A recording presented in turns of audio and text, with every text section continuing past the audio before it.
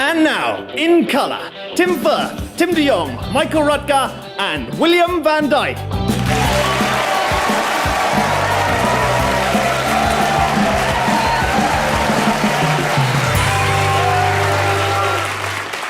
Well, this is a very special week because here we all are, myself, Tim, Mike, Firthy, and the audience, here in the heart of Gloucestershire for the first show of a new series. That's right, Will. We felt the last series lacked a bit of culture, so this week we're taking the audience round Patsworth Hall's stately home. Hey, the entrance to the hall is here. Come on.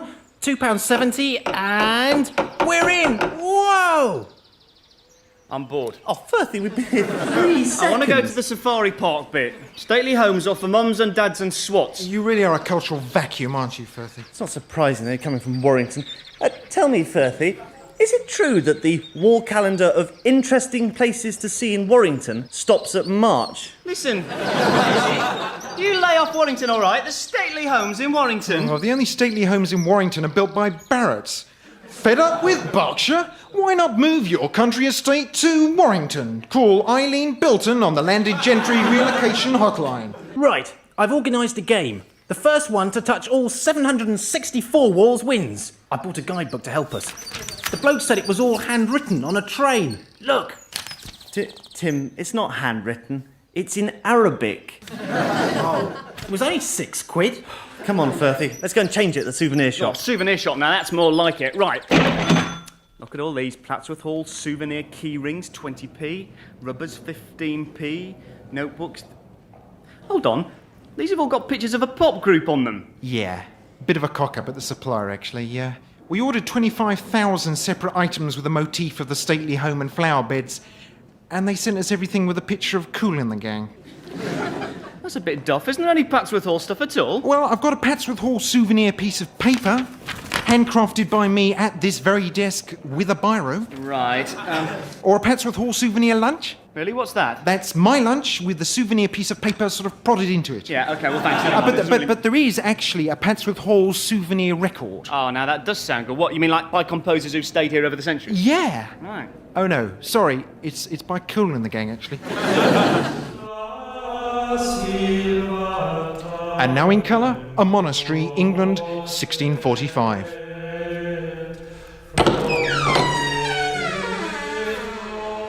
Brother Nathan, how fares your task of translating the Bible into modern English? I am nearly finished, Father. I have just completed the book of Revelations. The apocalyptic nightmare vision of the beasts of Satan and the end of the world. How have you phrased it? Verse 12.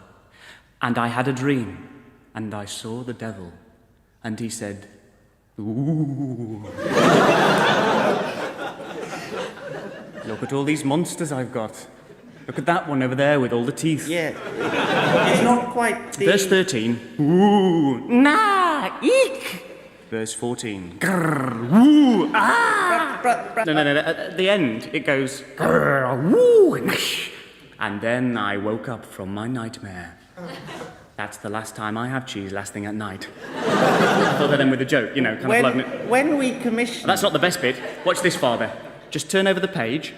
A pop-up monster leaps out at you. Now that should really get the message home to the kids, don't you reckon? Listen. If you pull this tab, his eyes move. Look. Brother Nathan! What we wanted was an updating of the Bible into modern-day speech. Ah. And now in colour, a reading from the New English Bible, the Book of Revelation. Let him who has wisdom know the number of the beast. For the number of the beast is the number of a man, 666. And that's 071 if you're outside London.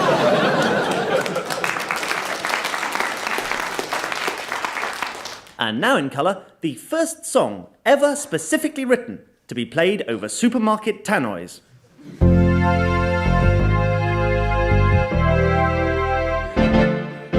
The first time that I saw you, girl, I knew I would never need to. Mr. Mr. Carter, check out 6. Thank you. Touch your face, and every time we Biscuits!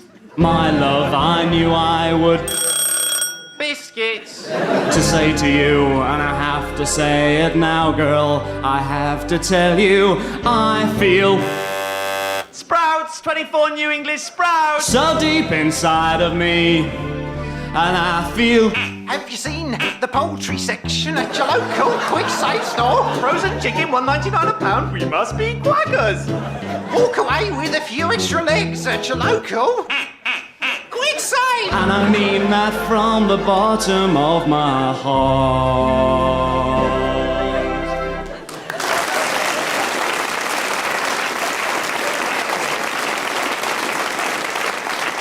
And now in colour, telephone chatline service number 27, dial a monarch.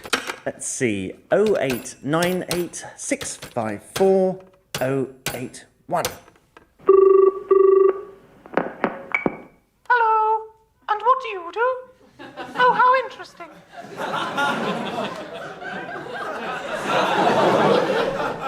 Are you going to show us how something works? Oh, super. Goodbye.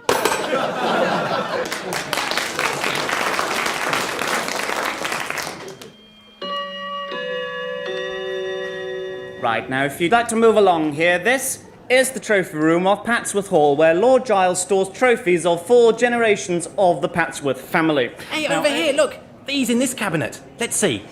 The 1979 Dog and Partridge Indoor Bowls runner-up. 50 metres backstroke? BAGA Gymnastics 4 stars? Yes, well, I'd have to say this isn't quite the scale of trophies I'd expected. Oh, isn't it? It's just disgusting, this, don't you reckon? I mean, the iniquity of all this money. Oh yeah, where you grew up, there was none of this. That's right, that's right. No, you had it hard, didn't you? Yeah. It was 4 of you to a Volvo at times. You have no idea, matey, It what was it was. tough down our road. There were families down there who didn't have 2 hyphens to rub together. Yeah. This is just typical of the southern mentality. It might lay off him, eh? Yeah. What? Well, look, you have to admit that Northerners like Firthy don't all have chips on their shoulders. That's right. Yeah, because they've usually eaten them for breakfast out of newspaper. Very funny. Yeah, and then they rub the grease on the very, baby's very funny. chest. Hey, lads. Look in this room. This is the hunting room. What are those on the wall? All those wooden plaques with petals stuck to them. And a bullet hole in the middle. It says, Lord Giles never really decided whether his expeditions were for horticultural discovery or big game hunting. So he compensated by discovering new species of flowers and then blasting them to bits with an elephant gun. Shh, Mike, hey. Look in here. The game room. What does the book say? This is where the heads of all the animals killed by Lord Giles are kept. Wow. There's a moose and 28 chickens. Yeah, it says, these animals are variously the results of a 4-month hunting trip to the Northern Territories of Canada and one night when Lord Giles reversed his Bentley into a chicken hutch.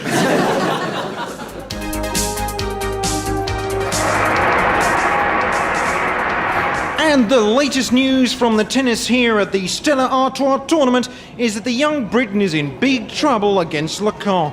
Oh dear. I need to come up with something special here. I know. I think I'll shout haddock when I serve this. Yes, that should put him off. Haddock! What was that? Haddock? Did he say haddock? 15, love. Oh, mon Dieu! Right, I think I'll serve this one down the line and shout halibut. Halibut! What was that? Halibut? 30, love. Oh no! That was so unfair. Right, this time I'll be ready for him and shout hamster on the return. Well, that worked well.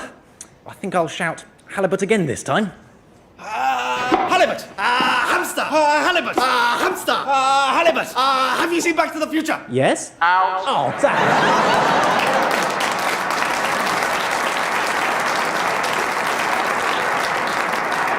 And absolutely marvellous dummy from Lacan there, taking one right back to the great distraction technique used by Fred Perry against George Dupont in 1931. And Perry, excitingly on match point. What will he come up with? Look, there's Greta Garbo. There, oh, zoot! Game, set and match the ferry.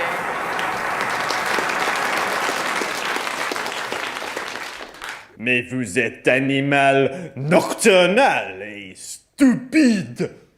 Vous n'êtes rien qu'un blanc et noir animal qui habite dans une forêt. Pas idiot animal.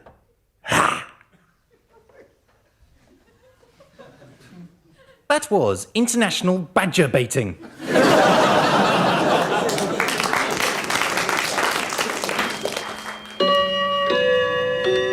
Okay, and if you'd like to move along over here, we can see the gable windows of Patsworth Hall, which open on solid brass hinges using the pinion lock crafted by Joseph Chubb in 18... Excuse me, you at the back. Sorry, can I just tag along with your tour party? No, this isn't a tour party, sir. We're planning a burglary. Birthday! Oi, where'd you get to? It's brilliant. Look, I found they do these special tours, right, round the hall for different interests. You know, architecture, furniture, antiques. I'm on the tour party for people who aren't really interested in anything. And if you want to follow me, this is another room, ceiling, floor, bit of old toot on the wall. God, it's so boring. I hope the cafe's in the next room. Hey, brilliant, lads, look. I found the tea shop. Fantastic. Good afternoon, sir. Cheers, boss. I'll have chips, egg, bacon, another egg. I'm sorry, sir. This is a stately home tea room. If that's the kind of food you want, I suggest you go left out of the main gates, Right. turn left again straight away, take the first right, walk along there about 100 metres, get down on your knees and grub around with your nose in the gutter. Oh. What have you got here, then? The classic English afternoon tea. Kedgeree, devilled kidneys and lime jelly. Thought that was the classic English breakfast. Oh, think you can out-etiquette me, do you? Right, any etiquette, test me, any at all. Okay. When serving the evening meal, what must you do first of all? You must take the master's coat, saying, I trust you had a good day in Parliament, Mr. Bellamy. You and her ladyship are so very good to us downstairs. Hold on. And then you say to the cook, don't worry, Mrs. Bridges, one day you and I will open a guest house in Brighton. Oh, hold on a minute, hold on. You've just got all this from upstairs downstairs. No, I haven't. This is completely what happens. Oh, yeah? So what happens at the end of the meal, then? Well, then it's the advert.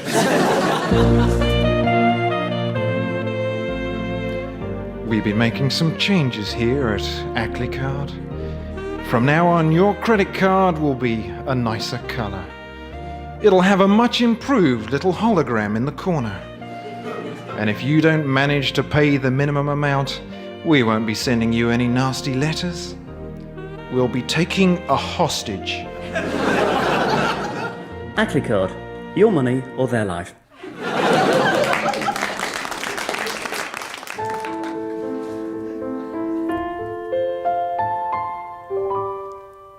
I met her in Montmartre.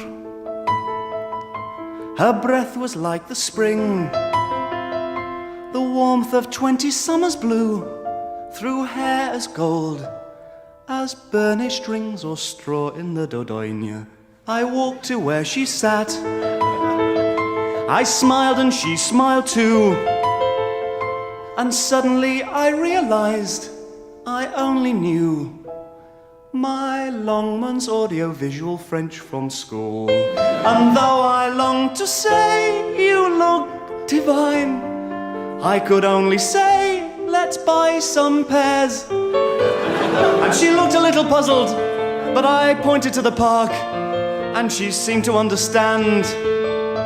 She asked me if the rain reminded me of tears.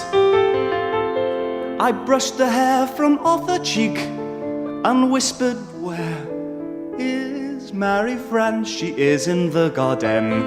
We ran through Place Pigalle, attracting many stares, because I'd got the number wrong and walked away with just under 300 pounds of pears. And though I long to say you've changed my life, I could only say my tree has plums, and then grab her by the shoulders, kiss her on the lips, and scream, Christ, my darling, I love chicken, but Jean-Paul and Claudette prefer sprouts. We walked through the forest. She pointed to some birds in a tree, put her finger on her lips and said, "Écoutez." I said, "Et répétez, my love." "Et répétez." I suggested we walk home. The day was fading fast, and maybe have a little drink, play Babyfoot, or listen to Johnny Halliday records. But suddenly she cried and pointed to a photo of Jan leaning, did a gesture of an eagle, drew a picture of a nest, and then ran away in tears. And to this day, I don't know what she meant.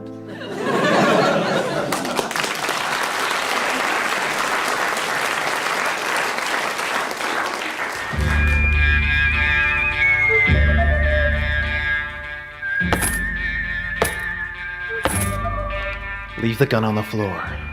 I said don't touch it. Good. Now kick it away. Now, you kick it over there. You kick it back. Good. Now you kick it to him. You cross it, and you nut it home.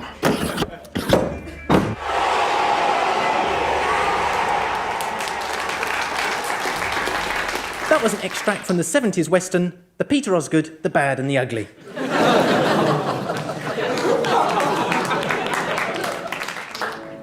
Oh, this is brilliant. Right, another bun, anyone? Firthy, you've already had 4. Oh, it's the best bit of this tea room, I'll tell you. Oh, Right, gardens now. Come on, if we go through these French windows, I'll bet we get a magnificent view of a hedge.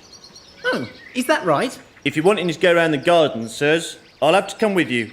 It's too dangerous. Dangerous? What are you talking about? Why is it too dangerous? The gardens were designed by a student of Capability Brown, who came to be known as Stupidity Jones.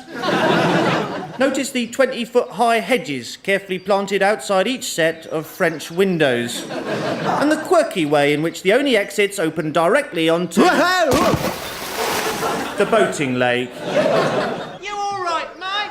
If you follow the path, you'll see that it's been carefully designed to go right through the middle of the rose beds and straight into the greenhouses. Stupidity Jones liked to add little recurring features to every garden he designed, like the characteristic large beech tree in front of every fire escape. Look, this is ridiculous. This garden is a death trap. Oh, you think this is bad? You should see the garden with large lead weights hanging over it in Derbyshire. It should be closed down. It's a danger to children. Children are all right. They fit underneath the concrete bridges built for no reason 3 feet too low, which you're approaching now. Oh, God almighty. And along here, originally, was the site of the Tropical Plant Conservatory, 200 metres long, with 20-foot-high Gothic pillars. God, what happened to it? Well, it melted. He built it entirely out of chocolate. And now in colour, it's time for your legal problems. And with me is Professor George Turner, QC. Hello. On line 2, we have a Mr. Nixon. Hello. I've often heard it said that you can use reasonable force to prevent a burglary. Can this extend to shooting? Professor Turner. Yes, it can. Great, thanks.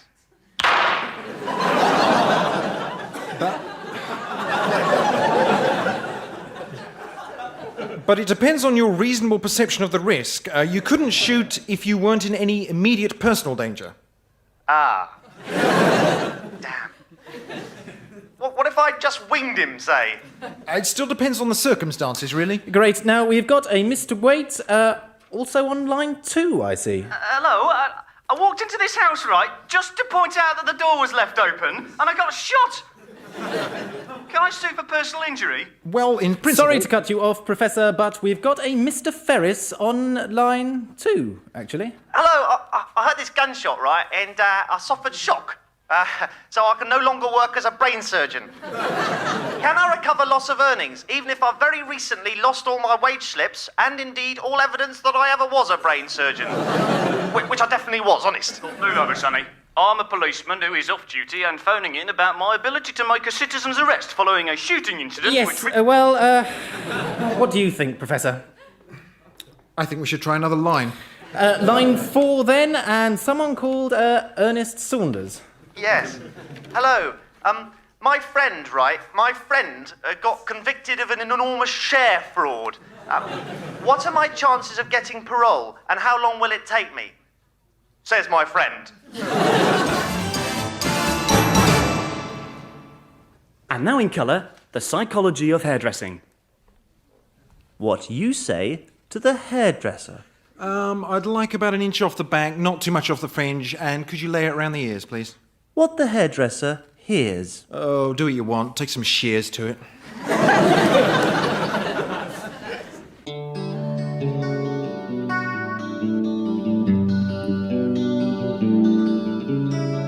I've travelled far, and I've travelled long. Just me and the guitar, singing songs, and I've made them think, and I've made them cry, and I'll keep on singing till the day I die. But after 50 years singing, the time has come to pass on all I've learnt to the young, which is when you write lyrics, never use the word orange, 'cause there's nothing that rhymes with it.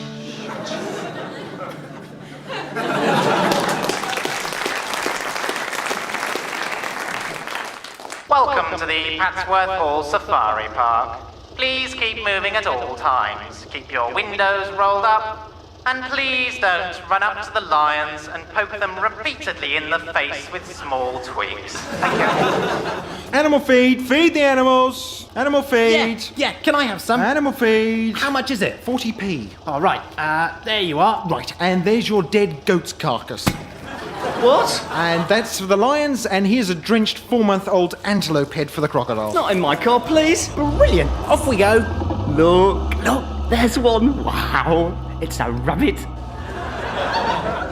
I think you're supposed to be looking at the 15-foot-long lion that's eating it, Firthy.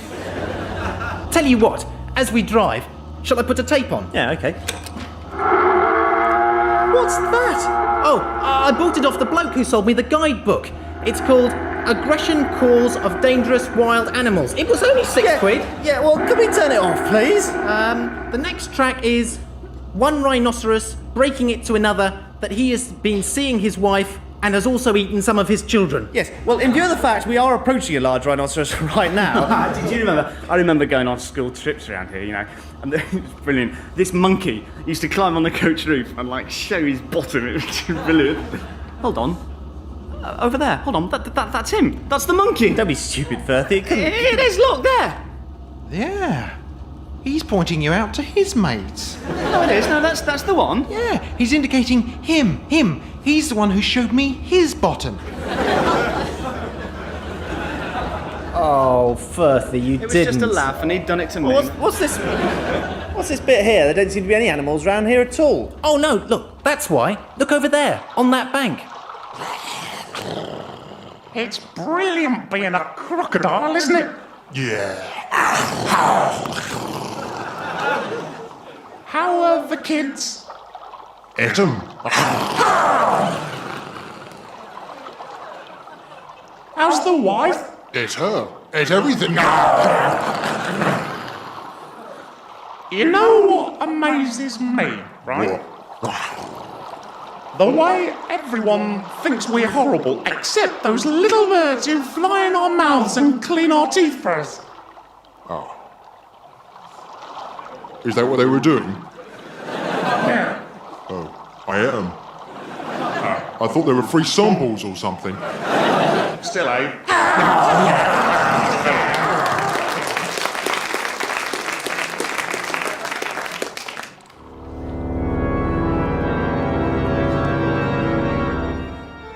And now in colour, the Book of Revelations. Let him who has wisdom know the number of the beast, for the number of the beast is the number of a man. Number 6. Vinnie Jones, Sheffield United.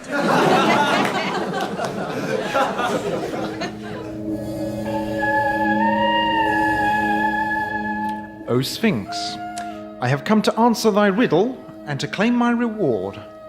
All right. What has 4 legs in the morning, 2 at midday, and then 3 legs in the evening. Oh, Sphinx, I know the answer.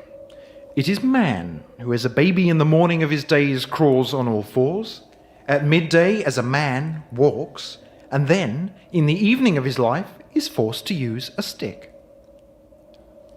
No. It's a horse. A horse? A horse that one morning tragically loses 2 legs in a terrible accident.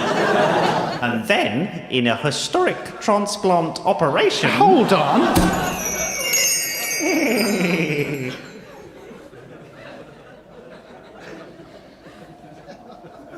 Oh, Sphinx. I know the answer to your riddle. All right. What has 4 legs, then 2 legs, then 3 legs? The answer is a horse. No. It's the first 3 children of a worker from Sellafield. Oh, you changed it!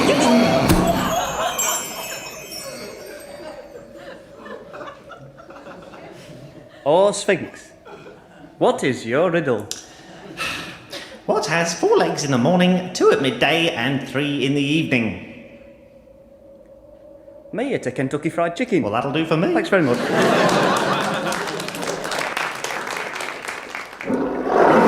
Okay, Firthy, and smile. Look, Will, are you sure it's safe for me to have my photo taken with these lions? Of course it is. Look, it says on the sign, these lions are man-eaters and extremely dangerous. Please stay in your car. Oh, it doesn't say anything about photography, actually. Look, Tim, what does it say about lions in the guidebook? It says, lions have webbed feet, a huge pair of leather horns, big stalk-like antennae coming out of their Tim, backs. stop trying to read the Arabic section, will you? Why is it in English? Listen, don't worry. Just walk away slowly. Yep, that's the way. God, that's amazing. Did you know that gibbons originally came from Kent and are made out of paper and sugar? They're not, Tim. Look, Arabic is a difficult language. You can't just busk it. That was a great photo. They look furious. Okay, Mike, you can set their cub free now. I'm sorry? Well, to capture some sense of danger. I was sat in the middle of them and you were hiding their cub? Well, not hiding it, more kind of throwing it back and forth between me and Mike. What? Right. Oh, well. That's it. End of Safari Park. I can't believe you did that. I cannot believe... Which way is out? Oh, hang on, it's in the book. As you leave us here at Patsworth Hall, please notice on the way out the impressive Italianate marble gateway with 40-foot pillars and unique wrought iron fountain at the peak of the arch. Wow. That is amazing. Yeah, it was designed in 1875 by Stupidity Jones, so watch out for the brick wall on the other side. And now in colour was written and performed by Tim Firth, Tim de Jong, Michael Rutger and William Van Dyke. The producer was Lissa Evans.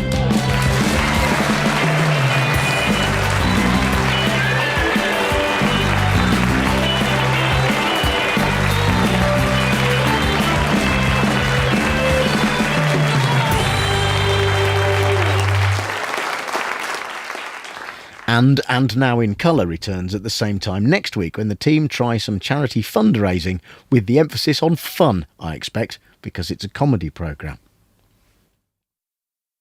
David Mitchell presents The Unbelievable Truth. Well, that is true.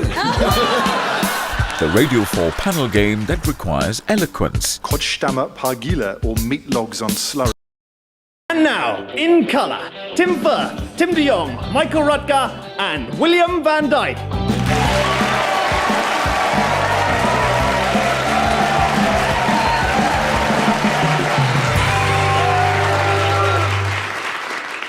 Welcome to a very special show, because this week we're devoting the entire programme